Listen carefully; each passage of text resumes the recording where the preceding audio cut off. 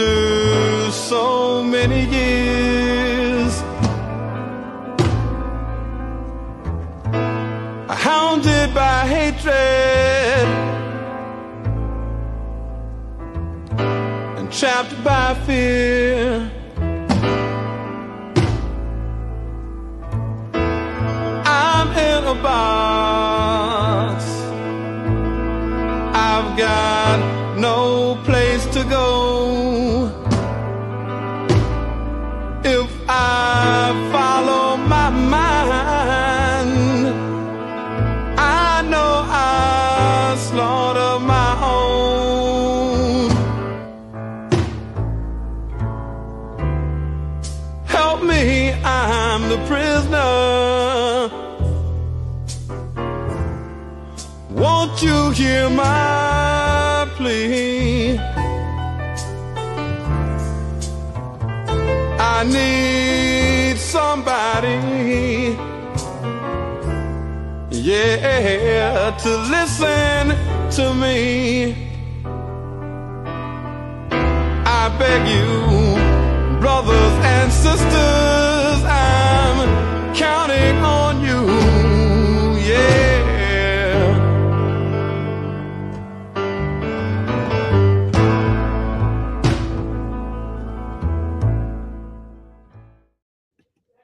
Peace and love, family. I'm Brother Frank, and this is the Northeast Political Prisoner Coalition. For those of you who want to support the work of the Northeast Political Prisoner Coalition, please go to our website at www.northeastpoliticalprisonercoalition.wordpress.com. And if you're serious about doing some work to support the work of political prisoners, contact me. I'm always looking for people who are good at writings. We need some more writers. Let me know what community you are a part of. I could come to your community and speak about political prisoners. If you are part of a church or part of a masjid, please let me get about 3 to 5 minutes and I could talk to you about political prisoners, because we have to do our part. We have to get involved. So today we talk about Black History Month, right? In a few days, February of 2025 will be coming to a close. And then we'll be reflecting on what we learned from Black History Month and what impact it had on our lives, right? Because that's the importance of learning history, of reflecting on history. It has to have a significant meaning. It has to have importance to you. It has to be something that motivates you to do something. And with me, when I think about history, I think about what my ancestors went through, whether we're talking about the Middle Passages, we're talking about the time that my ancestors were in the South and then they were forced to work from can't see in the morning to can't see at night for the duration of their life because of the color of their skin. I think about that tumultuous time, and I think about, what they had to endure and the fact that they did endure it and allowed me to exist right now. And it makes me very strong internally. It makes me show gratitude, and it makes me make sure that I'm going to be a part of some serious work, some serious change, because that is what it's about. When history has an impact on your life, history is meaningful to you. History is something that you're going to take and move forward, become a better person, and be involved in some serious work to raise the consciousness of the next generation, that next generation being the future of your people. They're going to make some decisions that's going to have an impact on the duration of your life. So we have to think about what we're doing now. And that is the significance, the importance of learning about history. I know when we talk about Malcolm X, we're talking about his assassination, his physical departure from us. We're talking about that was a time that it affect different people in different ways. I know my mother always shared that story, and if I shared it with you before, please bear with me, because there's always somebody that did not hear that story. But she had a teacher, and she was about 9 years old, and her teacher had organized a field trip to go to Malcolm's funeral, to Malcolm's wake. And I think that said a lot about her teacher's responsibility. Her teacher knew that the children had to be aware of this brother, this great man, and the courage that he had, and they and the teacher had to do something that was going to stay with them for the duration of their life. And so that teacher was successful at doing that because that moment in my mother's life allowed her to share that with her children. And here I am now in 2025 sharing it with you. So we have to really think about those historical moments and what were the impact it had on our family, and how our family was able to utilize that and share it with other family members, and those family members shared it with their children.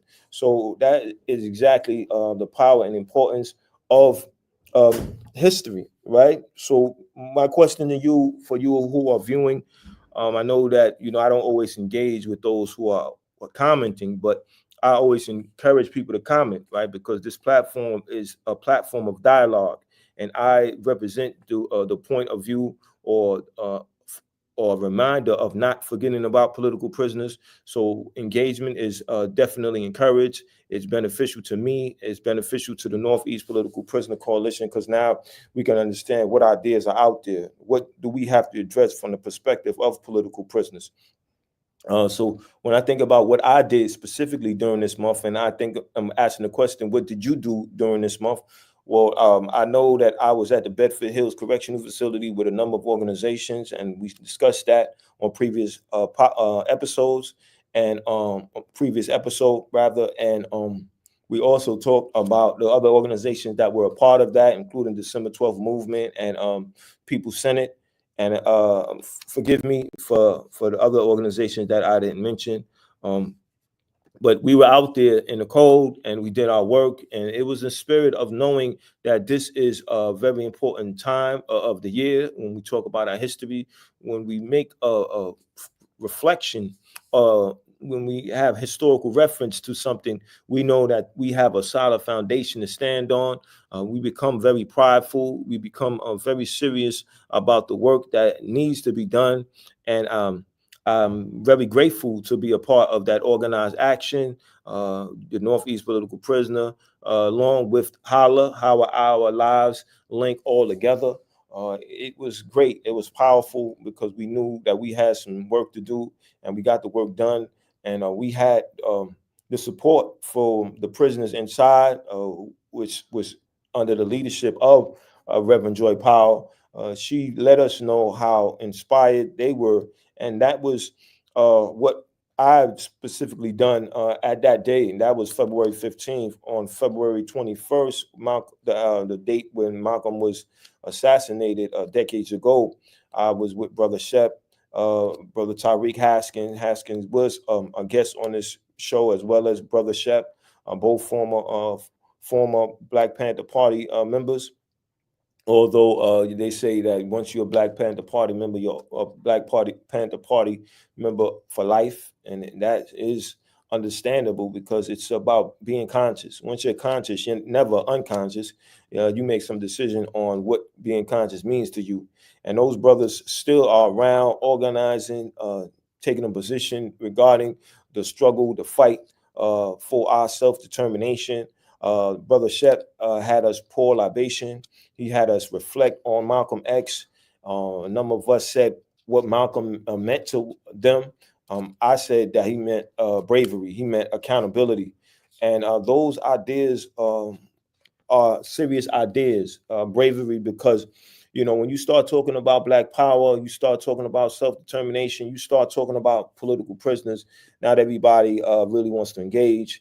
Everybody has their own position, and everybody's trying to, well, when I say everybody, there are a number of people that rather talk about something else, because this requires work, right? We're not here just talking because we don't have anything else better to do with our time. And when I say we, I'm talking about those who are committed to this work, those who are involved in serious organizational work.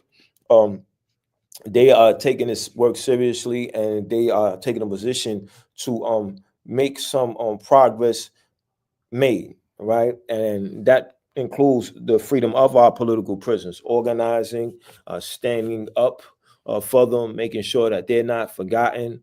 So that work was beneficial to me. And, those who were there, right? Because it's a time where you're outside of your home, your place of comfort.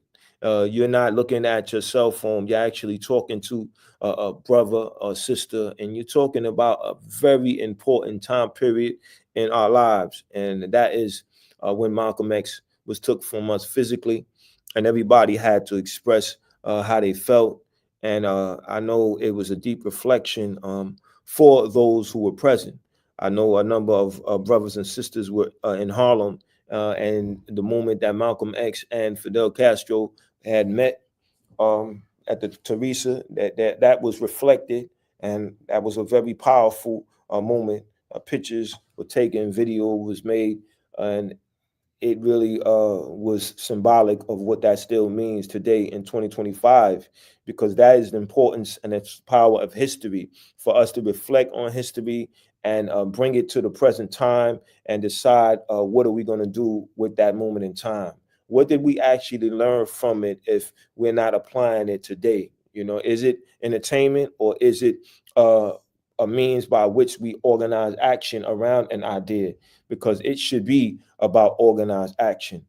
It's always a step that we can take. It's always people who want to hear what we are talking about. You know, sometimes you have to search harder than others, and then, but when you do find that like mind, you know, you might be able to connect and build and operate things a year or two or several years or even more. But regardless, that moment in time when you connect with somebody who's ready to get busy, like you ready to get busy, or like this generation say, stand on business, then you take advantage of that time and you do what is necessary to advance your ideas, to make sure that people understand that this is serious business. We cannot ignore what is happening. We have to take a definitive position regarding what's happening to our people, whether it's lack of affordable housing, you got senseless violence going on in our community, you have poor food in our community, the lack of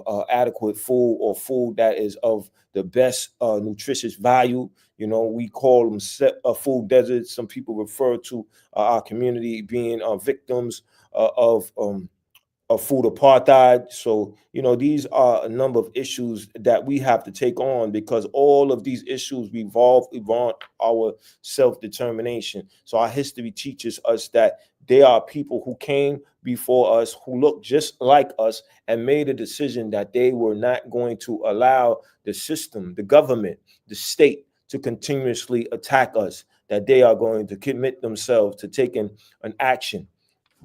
So that leads me to the importance of us learning and talking and discussing political prisoners and setting up assignments to write to a political prisoner. That's why I have to write another letter to another political prisoner. You know, there's Fred Burton. You know, for those who are not able to see what I just put on the screen, Fred Burton could be written at write Fred Burton at Smart Communications /PADOC Burton Fred Muhammad AF 3896 SCI Somerset Post Office Box 33028 St. Petersburg, Florida 3377333.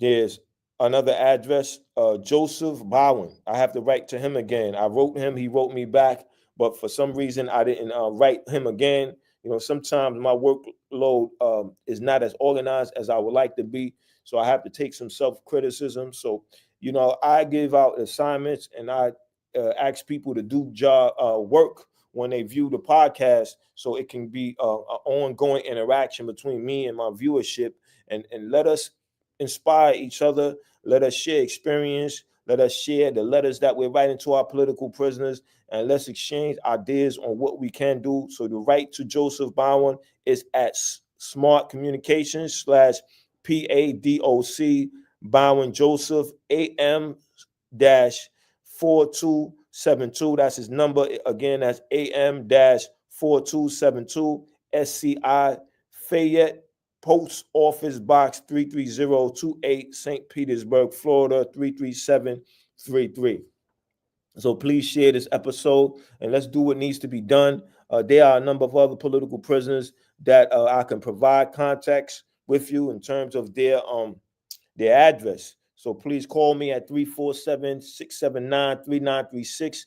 If there was an address that you were not able to get, I can provide that to you via text. Again, that's 347-679-3936. So I spoke about what did you do for this month, and now I want to think about areas in our community that can be used for us to have events on political prisoners. We have a community center. Like I told you, I'm at Queensbridge on Thursdays from the hours 6 to 8, representing political prisoners, those who are committed, those who made immense sacrifices for our people's self-determination, although they're not here with us physically because of their position politically. They still have a representation, and I'm that representation as us going on fighting for our self-determination. So I represent their interests and their love for their people. So every Thursday from the hours of 6 to 8, you can catch me in Queensbridge. That's at the Jacob Rees Community Center. Contact me at 347-679-3936. You lost a loved one. You have a loved one suffering, fighting for their very lives. You need a group of people to talk to. We break bread. We do meditation. We clear our minds and make sure that we're physically and emotionally ready to take on the task of grieving, right? Because you have to position yourself to be in that position to do such. So at this community center, we're able to do this particular service to the community. Another place that we don't utilize, or is underutilized rather, because it's not utilized enough in my point of view, is a public library. They have areas in the public library where you can organize meetings. We can have workshops on writing to political prisoners. So if you have an idea and you want me to come and you want me to assist in organizing that to the community, please contact me at my phone number 347-679-3936. We could reserve a spot at the library in your community, and we could educate people on those who are imprisoned wrongfully, and the fact that they should be written to, they should be heard. We should exchange ideas on how can you assist them. We can organize fundraisers. There's nothing we can't do once we come together as an organized force. So those are two areas. You have the community center, you have the public library. And speaking of the public library, I was there yesterday. There was an incredible performance by a group that was led by Alfonso Horn spelled Horne. He played the trumpet. He was he had strong cultural values. There was a brother who was a practitioner of Yoruba, and he spoke, and he went into the procedure of letting us know about the power of our culture. There was a brother, there was a sister, there was several band members that played their part as they need to play in terms of relaying the power of culture, celebrating our rich history as people of African descent. So that was an incredible performance. I really enjoyed myself. I exchanged information with him on Kamal Siddiqui and I asked for his contact information. He said he didn't have nothing, but I could go to his website. So I proceeded to do that, and I gave him a message on his email or the area where you're able to do that on his website. And I wanted to know about him participating in a fundraising for political prisoner Kamal Siddiqui. So I did that. I'll follow up in a couple of days if he doesn't get back to me. But that was an opportunity for me to pass a message about our political prisoners, because had he not heard about political prisoners, this was an opportunity that I took advantage of. And this wasn't the first time that I did that at a community event at the public library. I seen the brother my son. I gave him the palm card on Kamal Siddiqui. I reminded him that I tried to get him on my podcast another time. But, I know the brother has a lot to do. But if you happen to have any type of relationship with my son, let him know that I would love to have him on my podcast, or rather the podcast of the Northeast Political Prisoner Coalition. And so he could discuss about what does political prisoners mean to him, what it should mean to our community, and why is it so important that we don't let them die in prison, right? We know the call, free them all. That said, often enough, and I say it myself too. Another powerful call is don't let political prisoners die in prison. I say that because that internalizes me, and it makes me ask myself, what am I doing regarding political prisoners? Am I doing enough to free them? How would I feel if another political prisoner died in prison? Right? We lost Ed Poindexter. We lost a number of political prisoners. So if that should occur on my watch, how should I take that? I should really be traumatized. I should be deeply affected because obviously I have to take personal blame. Each and all of us have to take personal blame. As a collective, we have to accept that collective responsibility because we want people to fight back. We want people to engage in the work of making sure that our self determination is unmolested, that we are allowed to control our own destiny. And we can do that. All we have to do is organize, right? We have to make sure that the ideas of political prisoners are heard.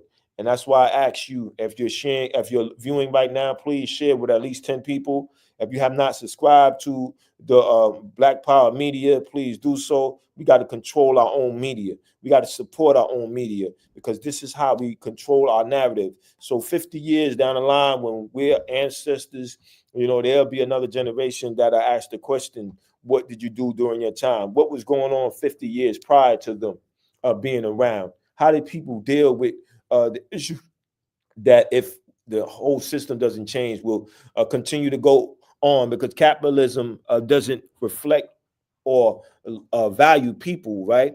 I guess they do value the people who are working, and they value their ability to exploit the working class.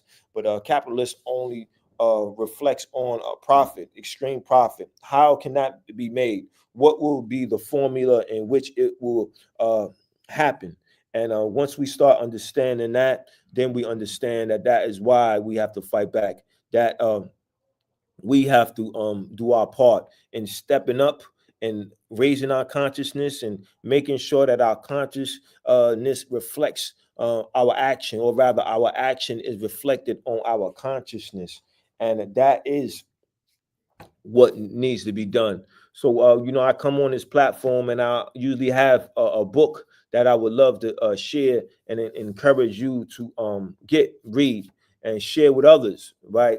But at this time, I don't have a particular book. But if I had to deal with one, I would say We Want Freedom, by Mumia Abu-Jamal. I had that book on display before, but I think it's appropriate to talk about that book right now because it's a book that deals with history of our fight for our self-determination. He talks about the Black Panther Party. He talks about the woman's role in it.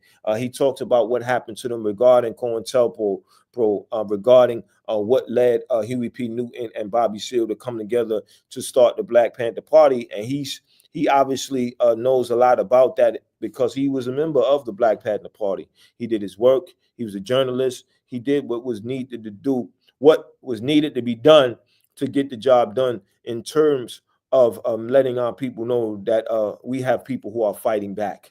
We have people who are not going to remain on the sideline and watch the brutality continue, right? Because it's brutal when you have lead in the paint in your housing situation and a loved one is poisoned and brain damage, if not dead. And I understand that personally. So it's really important that when we study our history and we decide that there is something specifically happening, that we reflect on those who did organize actions around it, and we show appreciation, or as Mutulu Shakur would say, gratitude, right? We show gratitude by being committed to doing some work, being committed to organize action, because to know something and to do nothing is really not to know something, right? Because you're just learning something for the sake of trying to appease people in your surroundings, trying to sound smart instead of actually committing yourself to organized action, to doing what the person or the people who made you conscious had in mind when they decided that they were going to put together that particular material. They wanted to raise the consciousness of the people that they love. So as Black History Month comes to a close in the next few days, what, 4 days, 2 days? I don't have a calendar on hand. I believe this month or this February, it has 28 days. So we got about 2 days, if I'm correct. So it'll be done officially. And now you have Black Women's History Month, or Women's History Month, African Women's History Month, International Working Women's History Month. You know, regardless of what title you choose, it's a time where we reflect on the power of women. And you know, when we think about our liberation struggles, when we think about the Black Panther Party, a significant membership were women, and they were the nurturers. They sold their newspapers. They were involved in the medical clinics. They knew their role, and they did their role very seriously. They were very committed, and that's why it's important that during that time we just salute them, and we show them how much we appreciate them by telling them thank you, right? But on a whole nother level, by allowing them to see us continue to be more committed to the work because of their dedication, because of their them being a model of this is how we need to fight back, or this is what we need to do. So them showing us what we need to do and us getting busy with getting it done, I think that that is the clearest form of gratitude, and they appreciate that. They appreciate that tremendously. So if you have a woman in your family that is about the business of our liberation, you know, let her know that you appreciate her. Let her know that you are listening to what she's saying, and she needs to take a moment and be appreciated. And I think then with this Women's Month, me reflect on my mother. Right, my mother, she made her transition, but she didn't have the same politics that I had. She was very appreciative of what I was doing with my life. But she understood that I was doing something that was going to be beneficial to her. So if I were needed, if needed money to do my work, she would give it to me. If I had a fundraiser going on, she would commit what she could to it, and I appreciate that. And she knew my politics was very serious be- because when she was battling the cancer and her medication was $4,000, she knew that, wow, what my son is saying to me regarding capitalism is serious. It's real. I'm able to see it because of my own experience. I'm able to understand this is what drives his passion. The fact that what should not be that much is, right? Why would people be charged thousands of dollars for the medication that is needed for them to stay alive? Obviously, because somebody um, will benefit. Somebody feels that they have the right to make as much money as they possibly can, regardless of who they're going to hurt.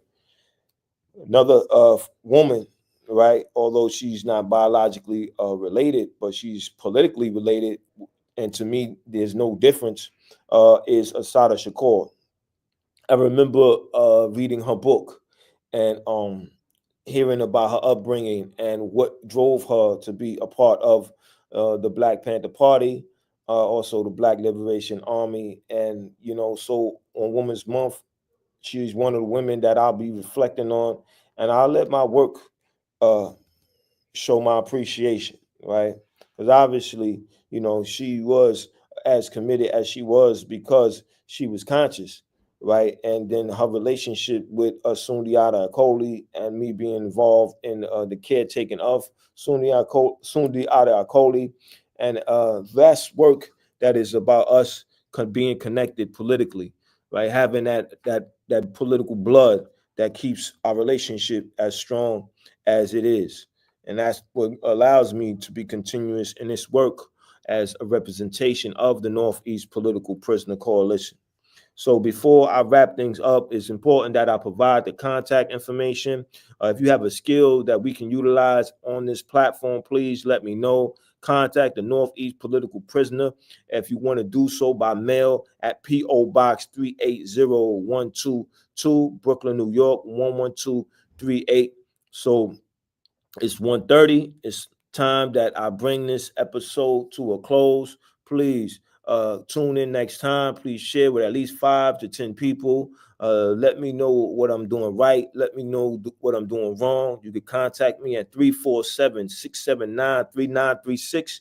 Cash at me at Sefu Sankofa, SEFU SANKOFA. And let me know what you want done with your contribution. So peace and love, family. Travel safe, be safe. Here I am, after so many years, hounded by hatred and trapped by fear. I'm in a box. I've got no place to go. If I follow my mind, I know I slaughter my own. Help me, I'm the prisoner. Won't you hear my plea? I need somebody,